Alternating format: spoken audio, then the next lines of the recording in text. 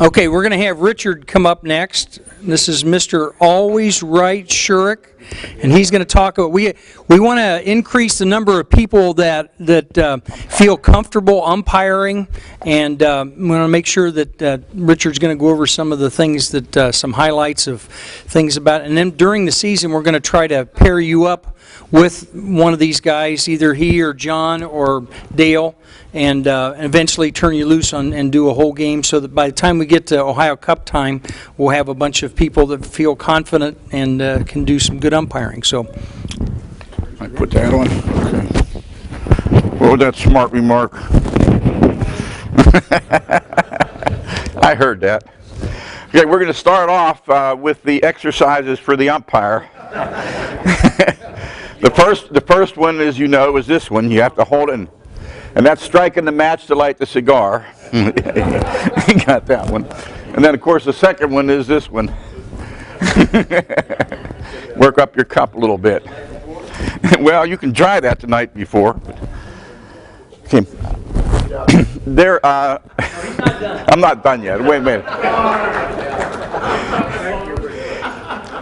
And I know there are a few of you out here that, who do umpiring and umpire softball and so on. And I can still remember when we start off, when I first started doing umpiring and going to the classes for learning how to do this stuff with softball umpires, there were two things that they told us. And the first was, you have to know the rules. That's number one. You have to know the rules. And when you're doing the umpiring for the vintage baseball, the rules are going to be different than the rules you're used to playing. So you want to make sure, and we'll have copies of this stuff. There's a thing that we did, and I did some of it, Dawn reviewed it, and looked it over and made some changes in it. And it's based upon the rules of 1860 that Henry Chadwick wrote down and put into the dime novel. And we have those, and we wrote more comments on it so that we could kind of fit it in to what we were doing. We'll get copies of that for you. There are always a few changes that go with these things, but for the most part, this is what you want to know and have in mind when you're umpiring. Now, the rules, of course, we'll go over just a couple of the things in a little bit as to what some of the differences are that you have to kind of watch for. But there's another thing, and we will get this out to you too. It's a chapter on umpiring.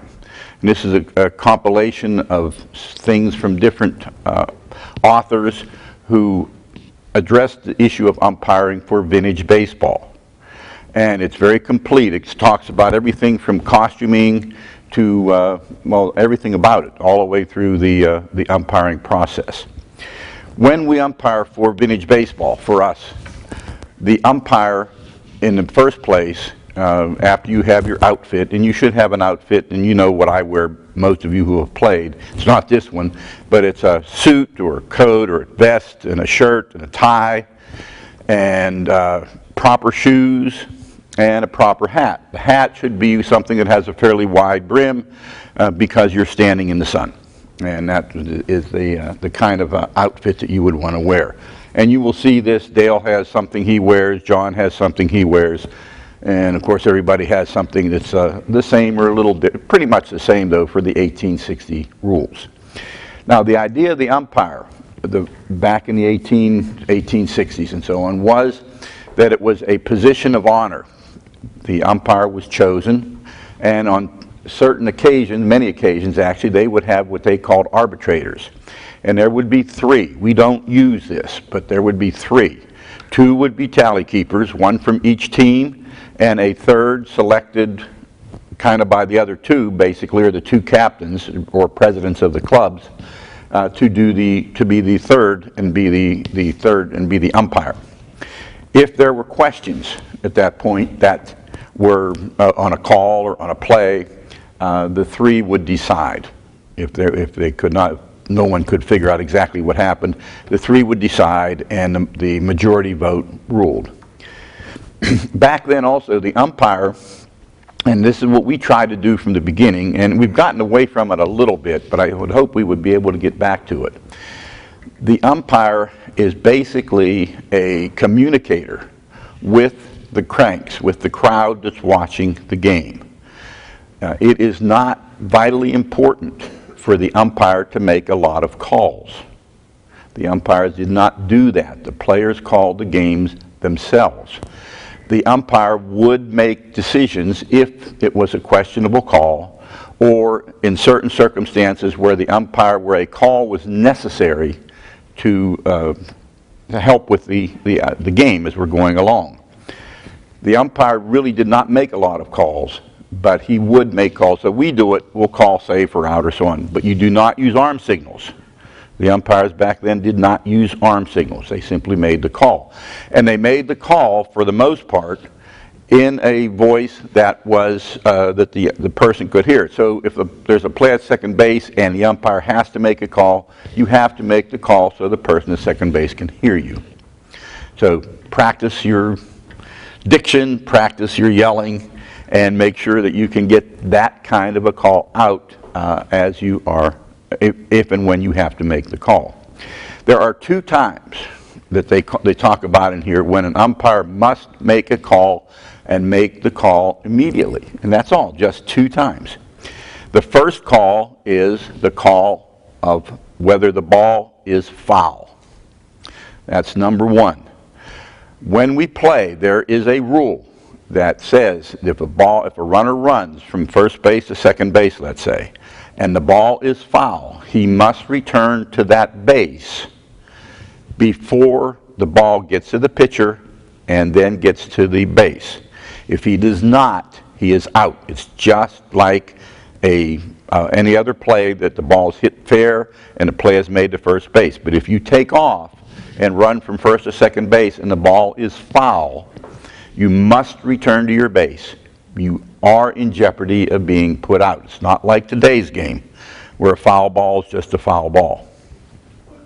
From a historical standpoint, in the 1860s, would the umpire actually call foul balls, or would that have been something that the players would normally have done? The idea here is that the umpire would have called it foul. And the reason for that is, who knows who's going to call foul? If you've played the game enough that you know that people are calling balls foul that are fair, and fair that are foul. Not me, but so you have to listen. You have to listen to what the umpire says. That's where the call must come from. Okay. Historically, that was probably the primary call that the umpire made. Was foul. The only other one which we rarely call is balk. Yeah, barely. I call you every chance I get. But those are the only two calls historically that the umpires would make automatically. They would call a balk and they would call the ball fair or foul. Now there's a couple reasons why calling the ball fair or foul. You never say fair. You would only say foul. And you would say it in a loud enough voice for everybody to hear. You can't call it foul until it actually hits the ground. Till it actually hits the ground, till it's actually foul. Right. So it's a long one, you gotta wait until... You have to wait. And it's incumbent upon the player to understand that. Okay, in other words, you can't make a call unless it's until it actually hits the ground. That's important. A lot of that is the hitters to know, because a lot of times you see people still standing there, and if they don't know, if you don't say anything, that ball's fair. Exactly right. Exactly right. Now, there's an interesting point on this about the fair foul thing, and that is that the ball, according to the rules, is fair or foul, of course, where it first strikes the ground. Now, if the ball's hit out in the outfield or hit along the line or something like that, that's fairly simple. But if you're umpiring, you have to be watching where that ball hits. And the complicated part of it is that the ball is not fair if it hits necessarily fair if it hits the plate. There's a line through the center of the plate, and the batter can stand behind that line or in front of that line. Okay? Now, if the batter's standing behind that line, The fair or foul territory is based upon where he is standing. So if he hits the ball and he's standing behind the line, it's complicated, but if he's standing behind the line and that ball hits the plate behind the line, it's fair. If he's standing in front of that line and the ball hits behind that line, it's foul. What if he's straddling? Pardon me? What if he's straddling? If he's straddling the line, then it's still based on him. If it hits behind the line, it's foul. If it's in front of the line, it's fair. The line, that's where the line comes into play. Otherwise, it's his position on that line, which is basically the batter's The box. line's almost meaningless. If he's straddling the line is there. If it hits in front of the line, it's fair. Behind the line, it's foul. It's based upon his stance, really. So if he's standing like that, he kind of splits the plate. If he's playing really deep, he can hit a ball straight down. Yeah, well, he has to be on the line. He can't be behind the line. So he could hit the ball straight down, exactly. And if it hits the plate, or if it hits in front of his foot, basically, that's where in this area, it's a fair ball. Yes, sir. What about the hitters that have 1 foot on the line, either their front or back foot? Well, that's what I'm saying. Does that negate that, or what? No, it's where their position is. If their back foot is on the line, anything that hits behind that back foot is foul. Okay? Anything that hits behind that foot is foul. Anything that hits in front. And if their left foot is on the line, anything that hits by their left foot is fair. So it's kind of a complicated thing. What I would do is what I try to do is, if you watch, if the ball, and nobody's going to argue this with you, if the ball hits back far, goes straight down and hits behind that line, call it foul. That makes it easier. That way you don't have to explain all this stuff. If it hits in front of that line, call it fair. Okay, that's the easiest way to get around this thing. And the explanation I was saying is something that they talk about, that Chadwick talks about. And it makes it very complicated, because they base fair or foul with that line and the position of the player. Just use the line and just call it according to that line. Now, you have to say fair or foul quickly. Not fair. You have to say foul quickly. Never, ever call fair. You tell them beforehand that if it's a fair ball, you're not saying anything. If they don't hear anything, it's a fair ball. That's the key. Before the game starts, Yeah. remind the players of that. Exactly right. Don? I was going to say, don't forget the foul was fair call when the ball hits the player's hands in fair territory and bounces into foul. Right. Bounces foul first. Yeah. If it hits his hand before it strikes the ground and lands foul, it's foul. Okay. It's where the ball first strikes the ground. Anything in between, anything that strikes in between is really immaterial. If it hits that pole down there in Muffin Meadow on a line drive, hits that pole and bounces and lands fair, it's fair. It's where the ball first strikes the ground. And these are things that are hard. And the one that Don just mentioned, that's the hard one, because you really have to concentrate. If there's a line drive hit down to third base and it hits the third baseman in fair territory and lands in foul territory, it's foul. If there's a pop-up down the line and the third baseman goes out to get it and he's in foul territory and it hits his hands and lands in fair territory, it's fair. So those are the ones you have to watch.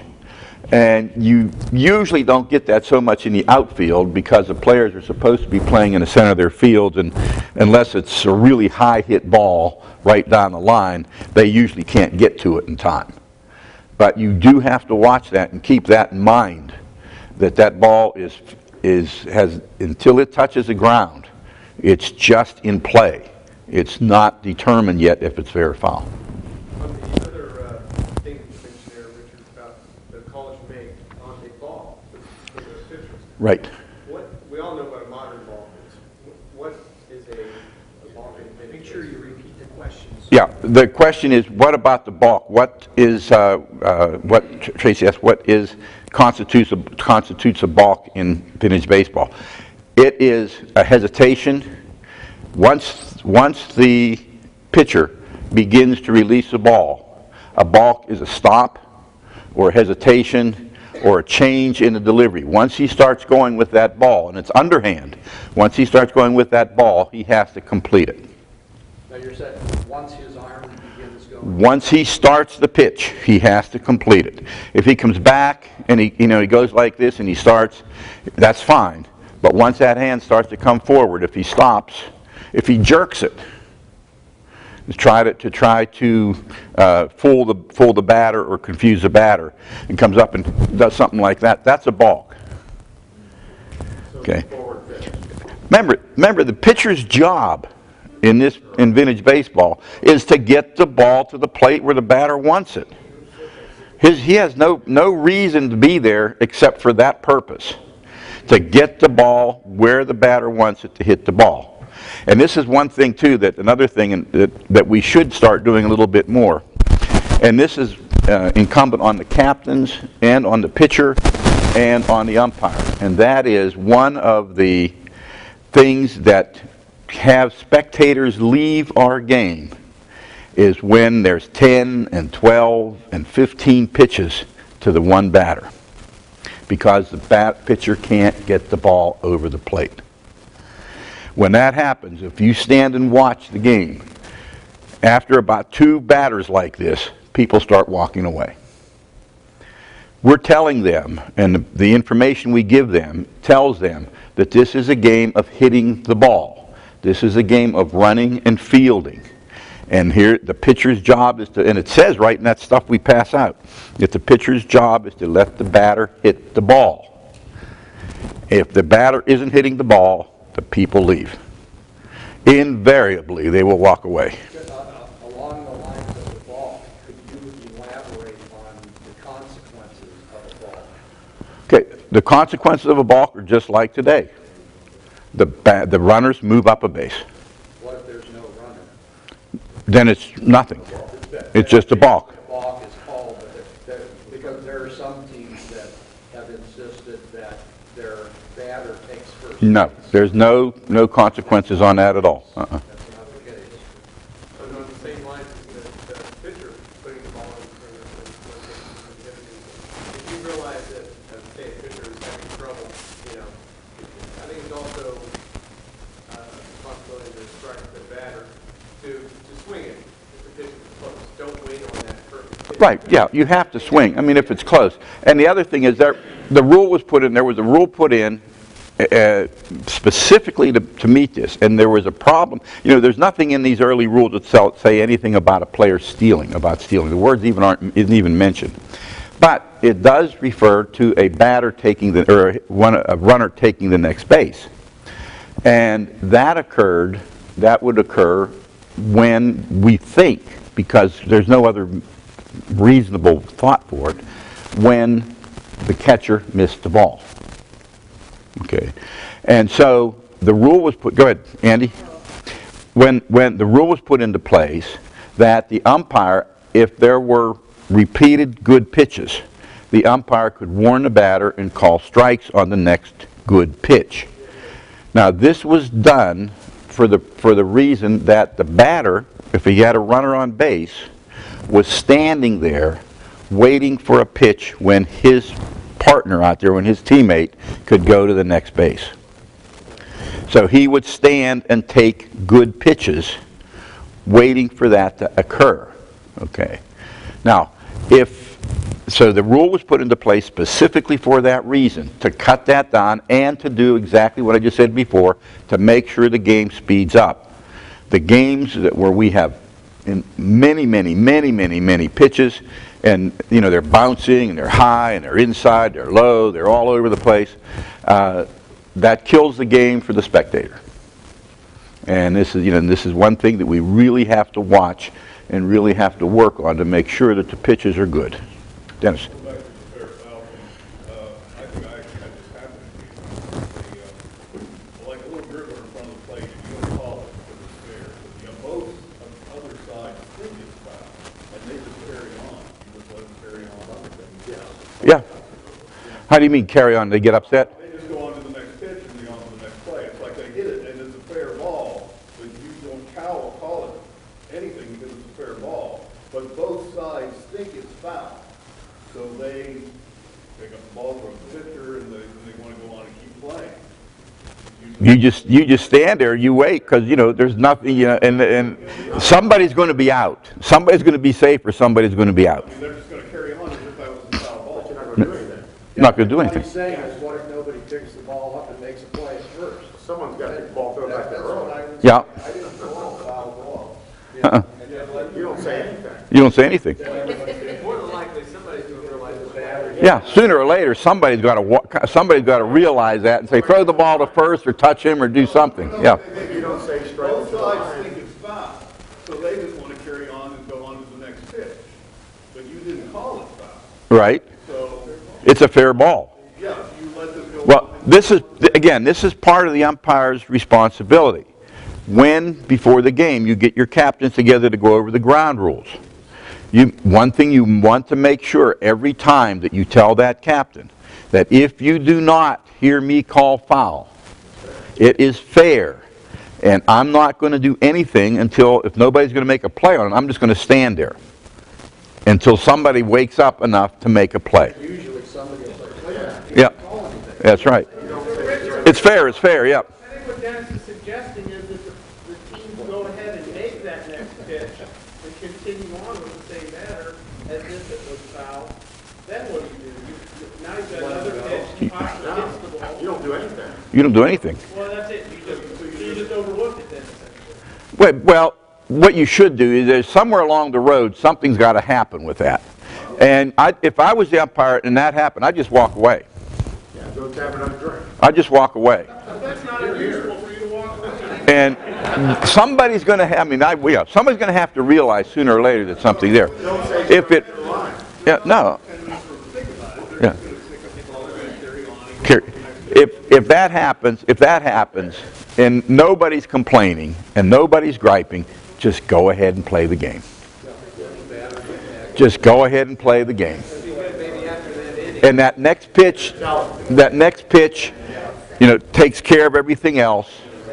And you just have a next pitch, and then you can call the captains out and say, now you understand that ball was fair because neither of you did anything. I just let the game go, and the next pitch negated anything that occurred there. I don't think it'll happen. I haven't seen it happen very much. Andy? Richard, when you were talking about the balk, I think you left off another rule under the balk provision. That's if the pitcher releases the ball from in front of the line. In front of the line. Yeah, that's right. Very good. I was going to get to that. The pitcher can pitch anywhere behind the line. He can step on the line, but he can't cross over the line. Now, a lot of times we don't have flour, we don't have anything to mark the line, you can't see the line. You kind of have to judge that yourself. And unless you can really see it, I wouldn't worry about making calls on it because it's just an argument, you're going to get into. But he can go 6 feet on either side of the center of the plate. So we want to try as best we can to put down enough powder or enough stuff down on the line to make sure that they can see what it is. One quick question. Last year, when I was hurling, I kind of got into a thing to do, and everyone told me it would be called a ball if I did it. And I'm just curious. When I'm hurling and there's a runner on second base, when I go back to release, I just release the ball back here. I go right to the second baseman. That's a balk. Why? Because I'm not going forward though. because you're on the plate. You're on the plate. You're in a position to pitch, and that's a deception. I just want to ask. That's a deception, right? I would call a balk on that. If you turn, before you start your pitch, when your hand goes back here, your pitch is started. Okay, that's what I want to know. When you go back here, your pitch is started. So if you go like that, that's a balk. Okay. Now, do you call a ball when you step over the line if it's a well-defined line? Yes. If you step over the line, The tip of their shoe, the whole foot? their whole foot has to be over. They can step on the line. Yes. Whole foot has to be over. If you step on the line, you're still behind the line, basically. They have to release the ball behind the line. After they release the ball, they can step. Oh yeah, after the ball's gone, they can go anywhere you want to go. Yeah, you can go anywhere you want to go. But when you're pitching, you start back. That's your start. And what you want to do then, remember this is no deception on the part of the pitcher. The pitcher's there to put the ball over the plate. So once you go back here, you're started. If you step over the line, and you can see that as an umpire, call a balk. Is it a dead ball then, or a live ball? A balk is a dead ball. Batter doesn't have to swing at it. If you call balk, if the batter hits it, it's okay. If the batter hits it, but if the batter just stands there, nobody can do anything. If the catcher misses it, the runner can't go to second base. It's done right there. He's going to go to second base anyway. Getting near the end, okay? And okay, now the other thing is, one of the other things I want to just talk about, and you can read all of this stuff. We're going to get these copies for you.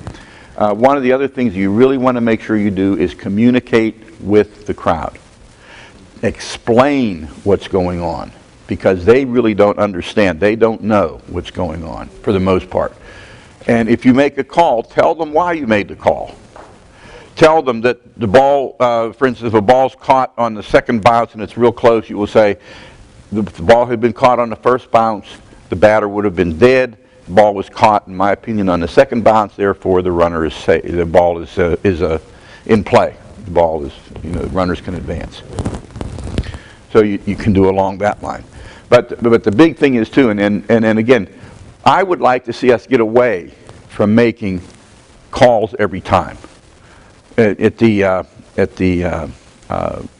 Cup last year, the Black Stockings that were playing, and the fellow went to second base, and I didn't make the call. I didn't have to. He got up and walked off. Their umpire, this guy that umpires for them, this is where I threw him. I threw an umpire out. I threw a spectator out. He started to yell, "You have to make that call. What are you trying to prove? You've got to make that call." I said, "He made the call. Why should I yell out?" No, you have to call everything. You have to call everything. I said, "The thing I'm going to call," I said, "why don't you take a walk and leave?" So I took care, because he was yelling all the time. And then, of course, the big one was that there was another play. And, of course, it's always with the Black Stockings. The guy for the Black Stockings is coming in home, and there was a bang play at the plate, and I didn't hesitate. I called him out. When in doubt, get an out. Always watch the ball. And always watch the ball. That's the other thing I wanted to point out. Didn't get to the beginning. You cannot have a play without the ball. You've got to watch other stuff. But if you're watching somebody going into third base and the ball's over at first base, you're in a lot of trouble. You've got to have that eye on the ball. Well, anyhow, that guy comes into home plate. I called him out. There was somebody from another team had a real fancy camera, and he was standing right behind the hail bays, and he took the picture. And he called the guy over right afterwards. The guy, the Blackstock, if it would have been some of them, they'd have really got upset. But he kind of looked like he was upset, and he said, "Come here a minute." He went over. We looked at the picture. He was out. His foot was coming down, and that hand was right there.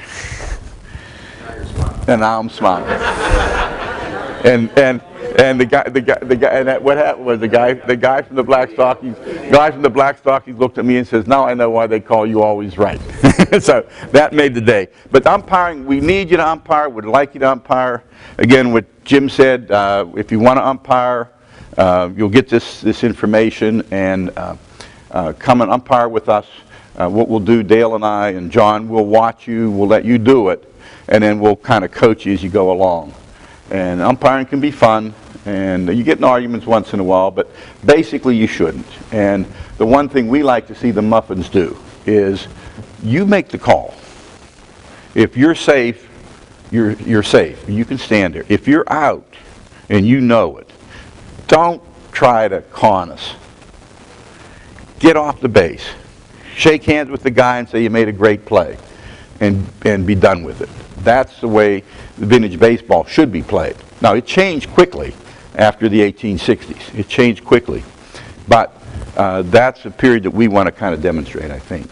That's the period that we're working on. One of the things that we run into a lot in there, especially on first base plays, is when you have both people standing there and you ask, then you have to go out and ask, okay, what's going on?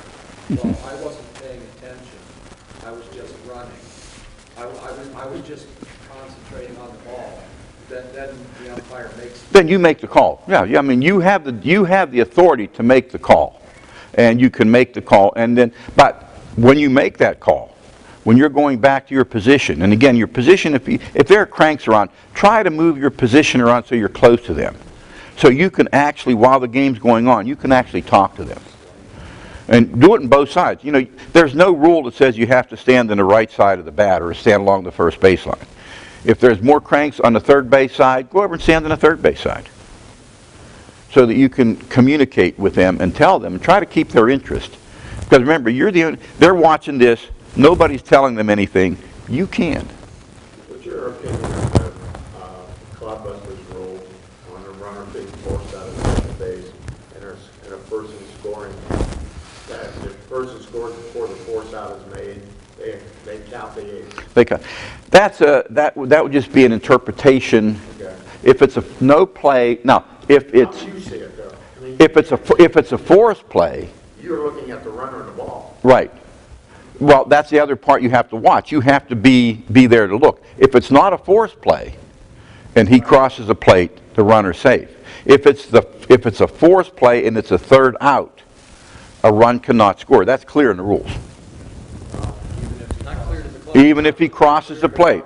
It says no ace shall, so somewhere in there it says no ace shall count if the third out is a forced play. Well, let them read the rule. Yeah, check that. I think that's in there someplace. That on a forced play, the third out's a forced play. No, yeah. Now, if it's not a forced play, yeah, it's just like today. But on a forced, today no run can count on a forced play. That hasn't changed. That's pretty much the same. Okay, well, we'll get this stuff to you. There's so much in here that it's kind of hard to go through it all, but Electronic copy, send it to me. yeah, we can, either way you want it. I don't have an electronic copy. You I can can have this. scan it Yeah. and send So it. we'll get all this stuff out to you, and then you can go from there. Okay? And I'm on my way to the theater. Thank you. I gotta have the microphone. Yep.